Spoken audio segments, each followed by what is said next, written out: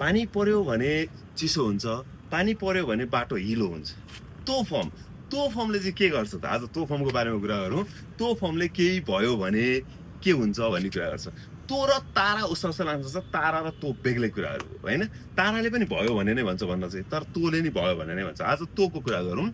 तोले चाहिँ केही भयो भने केही हुन्छ, त्यसको रिजल्ट हुनुपर्छ।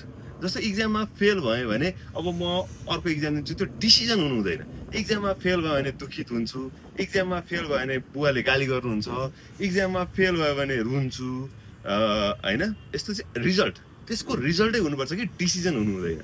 जस्तो घर ढिलो गयो भने झ्यालबाट छिर्ने डिसिजनको, घर ढिलो गएँ भने बुवाले गाली गर्नुहुन्छ, यसमा चाहिँ हामी त्यो फर्म लगाउन मिल्छ भने, घर ढिलो गयो भने झ्यालबाट छिर्छुमा चाहिँ त्यो फर्म लगाउन मिल्दैन।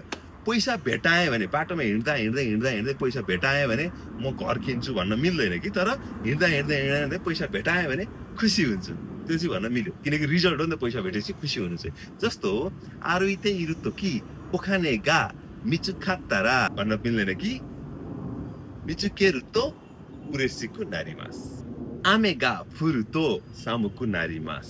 पानी पर्यो भने चिसो हुन्छ।